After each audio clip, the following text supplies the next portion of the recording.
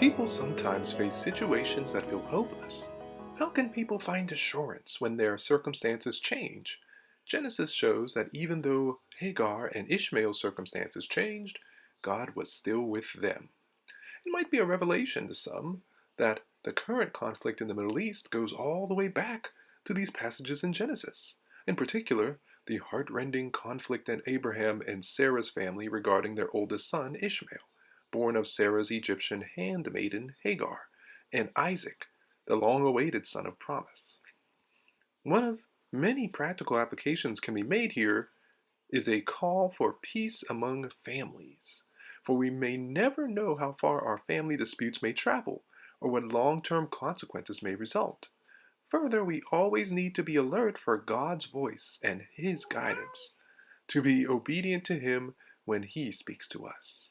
And that brings us to our key verse for today, which reads, "And God heard the voice of the lad, and the angel of God called to Hagar out of heaven, and said unto her, What aileth thee, Hagar? Fear not, for God has heard the voice of the lad where he is. Arise, lift up the lad, and hold him in thine hand, for I will make him a great nation." Genesis chapter 21, verses 17 and 18. This event is part of the various types of laughter that surrounded Isaac's life, which God foresaw when he selected his name.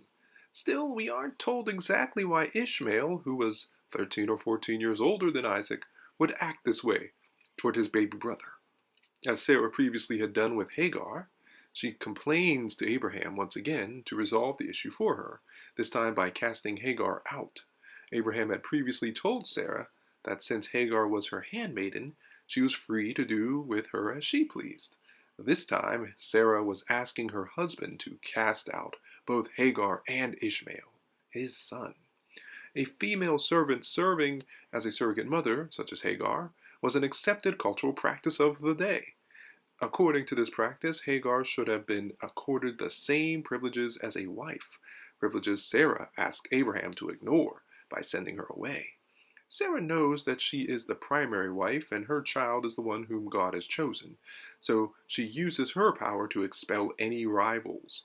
Sarah could have used her position of power to aid Hagar, a fellow woman from an underprivileged social class, but instead Sarah uses her power to lord it over her servant and tries to disinherit her.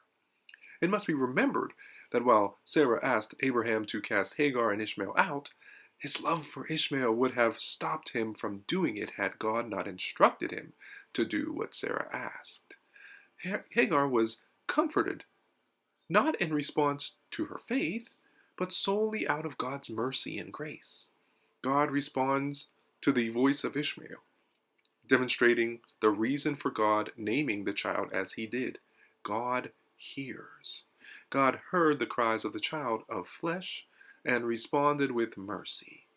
Christians must trust this promise that God hears. It is not empty piety, but powerful reality for us today, too. The Lord hears us, and as Hagar realized her first time lost in the desert, the Lord sees us. Ultimately, however, Scripture is not a list of case studies of people we should or should not emulate, but a revelation of God about God's self to God's people.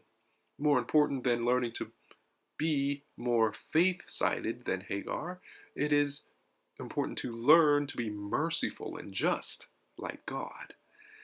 He assures Hagar that he will keep his promise and provides for her needs. The Christian life is to be one of integrity and of standing up for the dispossessed and abandoned. We hold ourselves accountable not to human standards of justice, but to God's. God knew it was just to separate Ishmael from his father so that Isaac could inherit the child of promise. However, God also knew that Hagar and Ishmael would then need a new source of provision, which he willingly became. So here's our lesson. Christians are not immune from tests, trials, and tribulations, nor are Christian families immune from dysfunctions. But through these hardships, we must hold on to the promise and the hope that only God provides.